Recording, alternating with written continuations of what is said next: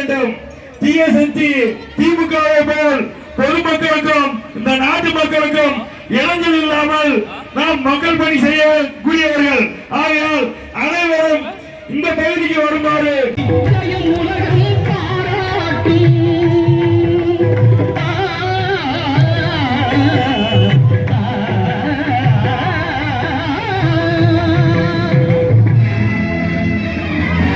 வெற்றி சின்னமான இரட்டையிலே சின்னத்திலே வாக்கு கட்டு இதோ வந்து விட்டார் அன்பு சொந்தங்கள்.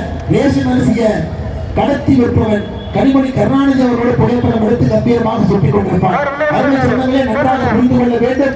திராவிட முன்னேற்ற கழகமும் குற்றத்துக்கும் இருக்கக்கூடிய அடிப்படை சம்பந்தம் எப்படி இருக்கும் நீங்கள் பார்த்து தெரிந்து கொள்ளுங்கள். அருமை சொந்தங்களே,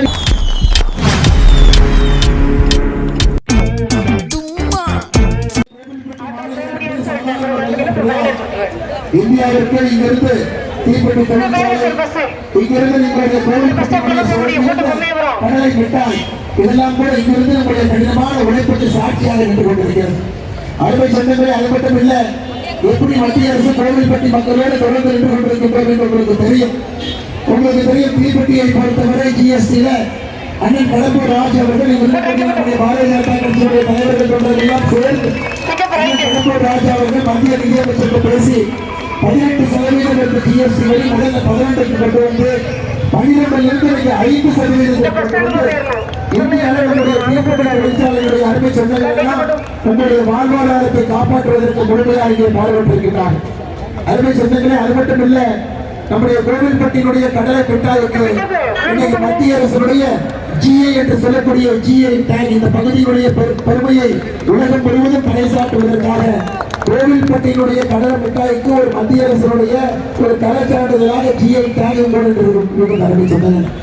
அவர்கள் மூலம் புவிசார் குறியீடு அண்ணன் கடம்பூர் ராஜன் அவர்கள் அதற்கும் ஒரு பெரும் முயற்சி எடுத்து கோவில்பட்டியினுடைய அடையாளமான அந்த கடலை மிட்டாய்க்கு ஒரு புவிசார் குறியீடை கொண்டு வந்து உலகம் முழுவதும் உங்களுடைய கடலை மிட்டாய் ஏற்றுமதி ஆகி கொண்டிருக்கிறார்கள் சொன்னாங்க. இதெல்லாம் மத்திய அரசு உங்களுக்காக தொடர்ந்து செய்து கொண்டிருக்கிறார்கள். கடந்த ஒரு ஆண்டுல மட்டுமே இந்த ஒரு சட்டமன்ற நம்ம கோவில்பட்டி தொகுதிக்கு மட்டுமே 3 மத்திய வங்கிகள், அதாவது நேஷனலைஸ்ட் பேங்க் 3 வங்கிகள் இந்த ஒரு கோவில்பட்டிக்கு நாம் கொண்டு வந்திருக்கிறோம். 2 வந்தே பாரத் இங்கே நிற்பதிலிருந்து கிட்டத்தட்ட நிற்காத 5 ட்ரெயின்களையும் கூட புதிதாக இந்த ஒரு ஆண்டுல மட்டும் கோவில்பட்டியில ரயில்வே நிலையத்தில் நாம் நிறுத்தியிருக்கிறோம். அதே போல உங்களுக்கு தெரியும், நேற்று நம்முடைய அக்கா கனிமொழி அவர்களுக்கு வந்து என்னமோ பேசியிருப்பாங்க. கோவில்பட்டிக்கு வந்து திராவிட முன்னேற்ற கழகத்தினுடைய இன்னைக்கு ஒரு பாராளுமன்ற உறுப்பினராக இருக்கக்கூடியவர் நம்முடைய ஸ்டாலின் ஐயாவுடைய சகோதரி அவர்கள் வந்து என்னமோ பேசியிருப்பாங்க. அதுவே நாம் நன்றாக புரிந்து கொள்ள வேண்டும். திமுகவுடைய வேட்பாளர் கோவில்பட்டி யாருன்னு கேட்டீங்கன்னா கருணாநிதி ஐயா. கோபாலபுரத்தில் வந்து ஒரு கருணாநிதிக்கே நம்மள கஷ்டப்பட்டு கோவில்பட்டியில் இன்னொரு கருணாநிதி விட்டீங்கன்னா பெரிய பிரச்சனை ஐயா. ஒரு கருணாநிதி அவர்களை இங்க விட்டதற்கு தமிழகம் கஷ்டப்பட்டு இருக்கு. தயவு செய்து கோவில்பட்டிக்கு இன்னொரு கருணாநிதி வேண்டாம் என்பதுதான் இந்த நேரத்தில் அக்கா கனிமொழி அவர்கள் பொய்யாக பேசிவிட்டு ஒவ்வொரு பையனுக்கும் கூட பதில் சொல்ல வேண்டிய கட்டாயம் கடமையும் நமக்கு அருமை சொந்தங்கள். கனிமொழி அவர்கள் நேற்று பேசும்பொழுது சொன்னாங்க, கருணாநிதி என்கின்ற பெயர் இருந்தாலே புரட்சித் தலைவர் ஐயாவை எதிர்த்து இந்திய அரசியல் வரலாற்றில் கலைஞர் கருணாநிதி அவர்கள் 3 முறை தொடர்ச்சியாக 1977, 1980, 1984 3 முறையும் கூட முதலமைச்சருடைய கனவு என்பது எப்படி இந்த சுட்டரிக்கின்ற வெயில்ல தண்ணி எப்படியே கரைந்து போகணும், அது போல அவருடைய கனவு 3 முறை கனிமொழியாக இங்கே வந்து பாடம் எடுத்துக் கொண்டிருக்கிறார்கள். கருணாநிதி என்றால் அவர்கள் அரசியலை துறக்க மாட்டார்கள் என்று. ஐயா, கருணாநிதி அவர்கள் ஒரு முறை கூட அவருடைய ஆட்சியை அவர்களால் தக்க வைக்க முடியும். ஒரு முறை முதலமைச்சராக இருந்தால் 2வது முறை தொடர்ந்து முதலமைச்சராக தமிழகத்துடைய அரசியல் வரலாற்றில் அவர் வந்ததே இல்லை. அதனால் தமிழக மக்கள் திராவிட முன்னேற்ற கழகத்துடைய ஆட்சியை ஒரு முறை பார்த்து விட்டால் அவர்களை ஒதுக்கி வைக்கிறார்கள் நமக்கு தெரியும். புரட்சித் தலைவர் அம்மா செல்வி ஜெயலலிதா அவர்களுடைய ஆட்சி காலம் உங்களுக்கு தெரியும். அவர் ஒரு முறை அல்ல 2 முறை திராவிட முன்னேற்ற கழகத்தை தொடர்ந்து ஒதுக்கி வைத்திருந்தார். 2031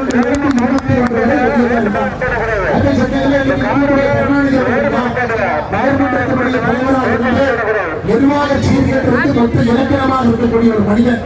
ஐயா இன்னைக்கு இதே ஊர்ல மிகச் சிறப்பாக செயல்பட்டு வந்த பசும்பன் முத்துராமலிங்க தேவர் மார்க்கெட்டை இடிகொண்ட வெளியே வச்சாங்க. அந்த மார்க்கெட்டை இடித்து வெளியே வைத்து யாருக்கும் பயன்படாமல் சும்மா அதை வைத்திருக்கிறார். அது மட்டுமில்லை அருமை சொந்தங்களே, அந்த மார்க்கெட்டை பார்க்கிறப்பெல்லாம் நமக்கு நகர்மன்ற தலைவருடைய நகர்மன்ற தலைவராக பணி செய்ய முடியாதவர் ஒரு சட்டமன்ற உறுப்பினராக யாரும் என்ன செய்ய போறார்? ஐயா தண்ணீர் பட்சம் இன்னைக்கு அண்ணன் எடப்பாடி பழனிசாமி அவர்கள் முதலமைச்சராக இருந்த பொழுது அவரிடம் பேசி அதற்கு முன்பு மாண்புமிகு அம்மா அவர்கள் ஆட்சி காலத்தில் அப்ரூவல் கொடுத்த 2012 அறிவிக்கப்பட்ட இரண்டாவது சீரழப்பேரி குடிநீர் திட்டம் 2018 திறந்து வைக்க திருப்பி இந்த ஊரில் 2018 திறந்து வைக்கப்பட்ட கிட்டத்தட்ட 9 மில்லியன் லிட்டர் ஒரு நாளைக்கு 9 MLD அவ்வளவு குடிநீர் உங்களுக்கு வருவதற்கான முயற்சி எடுத்து ஒரு நாள் விட்டு ஒரு நாள் குடிநீர் வந்து கொண்டது. இவங்களுடைய நிர்வாக சீரன்மை காரணமாக 5 நாட்கள் ஒருமுறைதான் குடிநீர் கொடுக்கக்கூடிய லட்சணத்தை இந்த நகர்மன்றம் வைத்திருக்கிறார்கள். அதனுடைய தலைவர் எந்த தைரியத்தில் வந்து தேர்தலில் போட்டியிட்டு எங்களுக்கு வாய்ப்பு கொடுக்கும் கேட்கிறார். அருமை சொந்தங்களே, கோவில்பட்டியினுடைய நகராட்சி சிறப்பு சாலைகள் திட்டம் 2020-21 37 கோடி ரூபாய் மதிப்பில் வந்து சாலை பணிகளை ஆரம்பித்து 12 கோடி ரூபாய் மதிப்பிலான 137 சாலை பணிகளை காழ்ப்புணர்ச்சியோடு நிறுத்தி வைத்திருக்கிறார். இவர்களை பொறுத்தவரை திட்டங்கள் வந்தால் மக்களுக்கு போகக்கூடாது. ஒரு நல்ல ஒரு மார்க்கெட் இருந்தாலும் கூட இடித்து கூட நீங்கள் அவர்களுக்கு வாய்ப்பு கொடுக்கூடாது. நம்முடைய அண்ணன் கடம்பூர் ராஜு அவர்கள் இங்கு இதற்கு முன்பு அமைச்சராக உங்களுடைய சட்டமன்ற உறுப்பினராக இருந்த பொழுது கொண்டு வந்த எத்தனை திட்டத்தை நிறுத்தி வைத்திருக்கிறார் என்று மட்டும் பாருங்கள். கோயில்பட்டியினுடைய கால்நடை ஆராய்ச்சி நிலையத்தை நிறுத்தி வச்சிருக்கிறாங்க. கோயில்பட்டியினுடைய அரசு செவிலியர் கல்லூரி நிறுத்தி வச்சிருக்கிறாங்க. கயத்தார் தீயணைப்பு நிலையத்தை நிறுத்தி வைத்திருக்கிறார்கள். அருள்மிகு சொர்ணமலை கதிர்வேல் முருகன் திருக்கோயில 133 அடி முருகன் சிலையை டிசம்பர் 2020 அடிக்கல் நாட்டியும் கூட அதை நிறுத்தி வைத்திருக்கிறார்கள். அருமை சொந்தங்களே, இதை விட காழ்ப்புணர்ச்சிக்கு ஒரு சிறந்த உதாரணம் என்ன வேண்டும்? ஆனால் அருமை சொந்தங்களே, நாம் தெளிவாக இருக்க வேண்டும். இன்னைக்கு நாம 2026 ஏப்ரல் 23ஆம் தேதி நீங்கள் ஒரு சரித்திர சாதனையை செய்து கோவில்பட்டியிலிருந்து அண்ணன் கடம்பூர் ராஜு அவர்களை வெற்றி வேட்பாளராக அனுப்பி வைத்து மத்தியில் மோடி அவர்கள், மாநிலத்தில் அண்ணன் எடப்பாடி அவர்கள், கோவில்பட்டியில் அண்ணன் கடம்பூர் ராஜு அவர்கள் 3 பேரும் இணையும் பொழுது மத்திய அரசுடைய திட்டங்களும் கூட முழுமையா இங்கே வந்து சேரும். அருமை சொந்தங்களே, அதே போல விளையாட்டு குளத்தினுடைய தமிழகத்தில் 2080 கற்பழிப்பு வழங்கிய தாய்மார்கள் 2080 கற்பழிப்பு வழங்கல் 8000 அதில் உச்சபட்சமான சமீபத்தை நாம் பார்த்தோம். அம்மாவுடைய ஊழலை சார்ந்து ஒரு 17,000 வகுப்பு படிக்கக்கூடிய பாப்பா பரிசு எழுதிட்டு வந்தாங்க.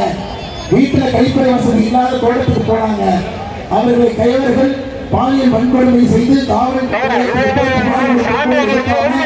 அடுத்த நாள் வரைக்கும் காத்திருக்கு 1:30 மணிக்கு சடலம் கிடைக்கும். யார் குற்றவாளி? முனீஸ்வரன் என்ற குற்றவாளி. யார் அவன்? 2022 ஒரு மூதாட்டிய பாலியல் வன்கொடுமை செய்து அதுவும் ஜெயிலுக்கு போனார். உச்ச நீதிமன்றத்தில் ரிலீஸ் ஆகி வெளியே வந்திருக்கார். அப்ப காவல்துறை நண்பர்கள் சரித்திர பதிவுகளை பார்க்க மாட்டீங்களா? உச்ச நீதிமன்றத்தில் தமிழகத்தினுடைய அரசு வழக்கறிஞர் யார் வாதாடினார்?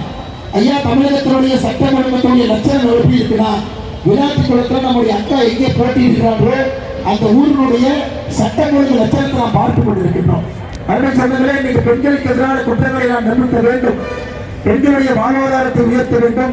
குறிப்பாக எல்லா பெண்களும் தமிழகத்தில் பாதுகாப்பாக இருக்க வேண்டும் என்றால் இந்த கஞ்சா புழக்கத்தை முழுமையாக நிறுத்தினால் மட்டும்தான் அது நடக்கும். தெருவோரம் எல்லாம், சாலையோரம் எல்லாம், பள்ளி எங்க சென்றாலும் கூட கல்லூரி பக்கத்தில் யாரோ ஒருத்தர் கஞ்சா பொட்டலம் வைத்து அதை விற்றுக் கொண்டிருக்கிறார். அதுல சில பேர்த்த பிடிச்சிங்கன்னா திராவிட முன்னேற்ற கழகத்தினுடைய பொறுப்பாளர்களுடைய எத்தனை சட்டமன்றத்தில் நீங்கள் அனுப்பி வைக்க வேண்டும் பண்போடு பணியோடு பாசத்தோடு கேட்டுக் கொள்கின்றோம். கனிமொழி கருணாநிதி அவர்கள் இங்க வந்து கோவில்பட்டியில் பேசினார். தமிழ்நாட்டில் பெண்களுக்கு எதிராக குற்றங்கள் ரொம்ப குறைஞ்சிருக்கு. அந்த குற்றங்கள் கூட பார்த்தீங்கன்னா 99% குற்றப்பணிக்கை தாக்கல் பண்ணிட்டாங்க. அவங்க எதை வச்சு பேசுறாங்க? டைம்ஸ் ஆஃப் இந்தியா ஆங்கில பத்திரிகைகளை வந்திருக்கக்கூடிய ஆர்டிகளை வச்சு பேசுறாங்க. அந்த ஆர்டிக்கல் என்ன சொல்றதுன்னா, தமிழகத்தில் ஆகஸ்ட் மாதத்துல அவங்க போட்டிருக்காங்க குற்றச்சம்பவங்களை போட்டாங்க. அந்த எழுதினர் யாரும் படிச்சு பார்த்தீங்கன்னா எழுதினவங்க பேர் கீதா ஜீவன். நிறைய டிக்கெட் பார்த்துருக்கீங்களா? வேலியே ஓனானுக்கு சாட்சி, வேலியே ஓனானுக்கு சாட்சி. ஆங்கில பத்திரிகையில கீதா ஜீவன் ஒரு பொய்யை எழுதுகின்றார். அந்த பொய்யை கொண்டு வந்து கோவில்பட்டியில பெண்களுக்கு எதிரான குற்றங்கள் குறைந்து விட்டது என்கின்ற பொய்யை சகோதரி கனிமொழி கருணாநிதி அவர்கள் இங்கே சொல்லிவிட்டு இங்கிருந்து போறாங்க. அது மட்டும் அறிவு சொன்னங்களே, இதை பாருங்க, கையில் இருக்கக்கூடிய இந்த போட்டோவை பாரு. அக்கா வந்து அவ்வளவு பேச்சு பேசுவாங்க. இந்த போட்டோ மட்டும் பாரு. கனிமொழி கருணாநிதி அவர்கள் இருக்கக்கூடிய இந்த புகைப்படத்தை பாரு. கனிமொழி கருணாநிதியோடு யார் இருக்கிறாங்க இந்த புகைப்படத்தில்? அருமை சொந்தங்களே, ரேஷன் அரிசி யாரெல்லாம் இந்த இடத்தை கடத்தி இன்னைக்கு கோவில்பட்டியை பொறுத்தவரை திராவிட முன்னேற்ற கழகத்தினுடைய கட்சியிலே ரேஷன் அரிசியை கடத்தக்கூடிய தலைநகரமாக மாற்றி வைத்திருக்கிறார். அருமை சொந்தங்களே, ஒரு மாதமும் கூட மத்திய அரசு தமிழகத்திற்கு கூடிய ரேஷன் அரிசி 2 லட்சம் டன் தமிழகத்திற்கு பாரத பிரதமர் நரேந்திர மோடி அவர்கள் ரேஷன் அரிசி உணவுப் பொருட்களோடு கொடுக்கிறார். இந்த கோவில்பட்டியினுடைய சுற்று வட்டாரங்களுக்கு மட்டுமே ஒரு மாதத்திற்கு 3 டன் ரேஷன் அரிசியை கடத்துறாங்க. யாருக்கு கடத்துறாங்க பாத்தீங்கன்னா, போனால்தான் கொலை செய்யப்பட்டார். அது அப்படியே பின்னாடி போனீங்கன்னா உங்களுக்கு மிக தெளிவாக தெரியும். பாம்பு கார்த்திக் ஒரு திமுகவுடைய நிர்வாகிக்கு நேரடி சம்பந்தம். அந்த பாம்பு கார்த்திக் எங்க போய் பாம்பு புத்துல போடுற மாதிரி பாம்பு கார்த்திக் எங்க நிற்கிறார் பாருங்க. சகோதரி கனிமொழி கருணாநிதி அவர்கள் நின்று கொண்டிருக்கிறார்கள். அருமை சொந்தங்களே, அது மட்டும் இல்ல, திராவிட முன்னேற்ற கழகத்தினுடைய ஆட்சியில யாரெல்லாம் தப்பு செய்யறாங்க, கஞ்சா விற்கிற ஜாபர் சாதிக்கு போய் முதலமைச்சர் கொடுப்பான். இந்த ஊர்ல ரேஷன் அரிசிய கடத்தி விற்பவன் கனிமொழி கருணாநிதி அவர்களோட புகைப்படம் எடுத்து கம்பீரமாக சொல்லிக் கொண்டிருப்பார்.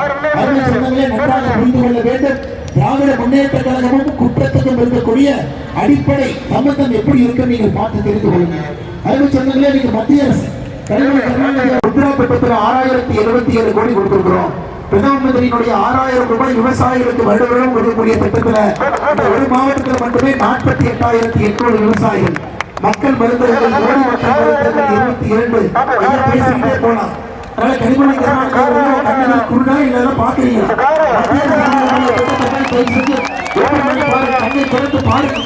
பச்சை புயல் கோவில்பட்டி மக்களுக்கு வந்து மத்திய அரசு எதுவுமே கொடுக்கவில்லை. பச்சை புயல் அடுத்து இன்னொரு புயல் கோவில்பட்டியில் திராவிட முன்னேற்ற கழகம் கொடுத்திருக்கக்கூடிய எல்லா தேர்தல் வாக்குறுதியும் நிறைவேற்றிட்டோம். என்ன சொன்னாங்க? 511 தேர்தல் வாக்குறுதி 511 தேர்தல் வாக்குறுதியை முழுமையாக 70 கூட நிறைவேற்றி கோவில்பட்டிக்கு மட்டும் பாருங்க. கோவில்பட்டியில கல்லுமலையில் அரசு கலை அறிவியல் கல்லூரி தொடங்குவோம். செங்கல் கூட வைக்கிறீங்க.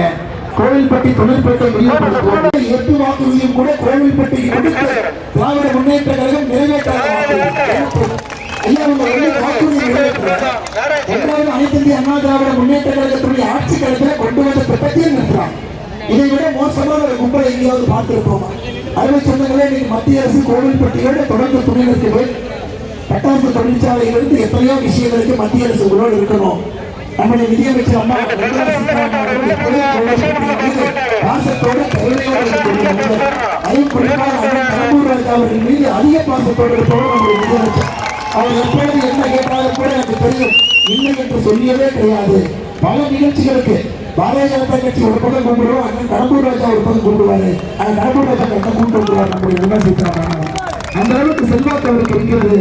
அருமை சொந்தங்களை, இன்னைக்கு நம்முடைய பாரதிய ஜனதா கட்சியுடைய தொண்டர்கள் தலைவர்கள் எல்லோரும் இணைந்து இருக்கின்றோம். காரணம், மத்திய அரசுடைய திட்டங்கள் எல்லாம் தங்கு தடையின்றி இங்கு வரணும். தமிழகத்தில் எல்லா ஏழை மக்களுக்கும் எல்லா திட்டங்களுக்கும் போய் சேரணும். முதலமைச்சர் ஐயா மு.க. ஸ்டாலின் அவர்களை போல கோட்டையில் உட்கார்ந்து கொண்டு திட்டத்தை தடுத்து நிறுத்தக்கூடாது என்கின்ற ஒற்றை காரணத்திற்காக எல்லோரும் அண்ணன் எடப்பாடி பழனிசாமி அவர்கள் பின்பு அணிவகுத்து இருக்கின்றோம். நல்ல ஒரு முதலமைச்சராக வரட்டும், மத்திய அரசுடைய திட்டத்தை கொண்டு வரட்டும். அதே போல கோவில்பட்டியில அருமையண்ணன் கடம்பூர் ராஜ் அவர்களும் விழாத்திக்குளத்துல அருமையண்ணன் சத்யா அவர்களும் இருவரும் வெற்றி பெற்று உங்களுடைய தோழாக சட்டமன்றத்தில் இருக்க வேண்டும் என்று சொல்லி அருமை சொந்தங்களை சுற்றிருக்கின்ற வெயிலை பொருட்படுத்தாமல் இத்தனை நபர்கள் நீங்க வந்திருக்கிறீங்க, தாய்மார்கள் நிற்கிறீங்க. உங்களுக்கு எல்லாம் பாதத்தை தொட்டு வணங்கி நன்றிகளை தெரிவித்துக் கொள்கிறோம். ஐயா, வெயில பிரச்சாரம், வெயில வேட்பாளர் பிரச்சாரம் செய்வது வேறு, ஆனால் வெயில பொதுமக்கள் நிற்பது வேறு. நானும் கூட உடனடியாக நாகர்கோவிலுக்கு செல்ல வேண்டும். பாரத பிரதமர் நரேந்திர மோடி அவர்கள் அங்கே வர இருக்கின்றார்கள். அதனால் அதிக நேரம் உங்களோடு இருக்கக்கூடிய வருத்தத்தையும் மன்னிப்பையும் பதிவு செய்து மேடையில் இருக்கக்கூடிய எல்லா நம்முடைய தலைவர்களுக்கும் நன்றி சொல்ல வேண்டிய நேரம் அருமை சொந்தங்களே.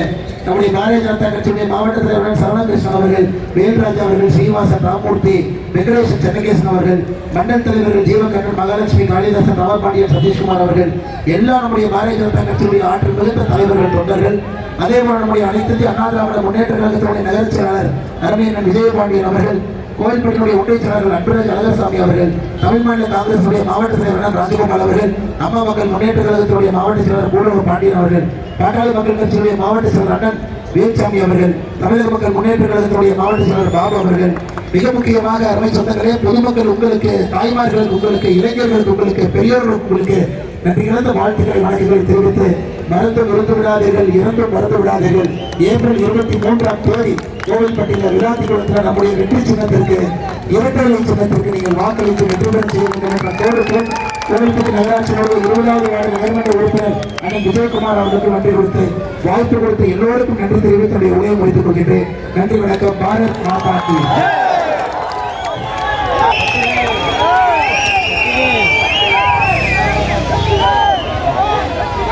வணக்கத்துக்குரிய பாரதிய ஜனதா கட்சியினுடைய தேசிய உறுப்பினர் அண்ணாமலை அண்ணன் அவர்களுக்கு வெற்றி வேட்பாளர் கடம்பூர் ராஜு அவர்கள் வெற்றி வேலை வழங்குகின்றார்கள்.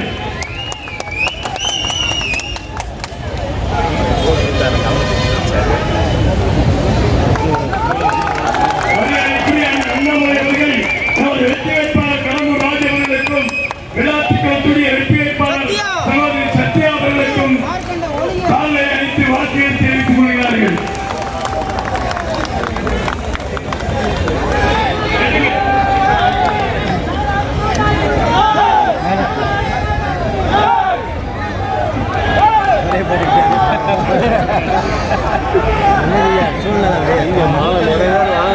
கூட்டத்தில் போன எல்லாம் ஆட்சிக்கு வந்துட்டாங்கன்னா திமுக டவுசரை கிழிச்சிருவாங்க. கிழிக்கிறே என்ன பக்காவாக இருக்காங்க. நேர்மையாக இருக்கணும்.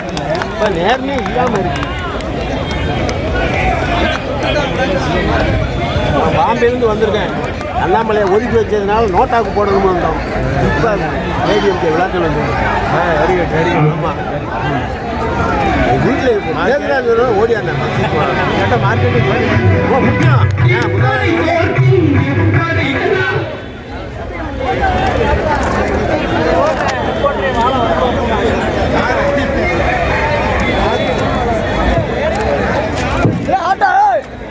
கோவில் பிரசாதம் மரியாதைக்குரிய அண்ணன் அண்ணாமலை அவர்களுக்கு வழங்கப்படுகிறது.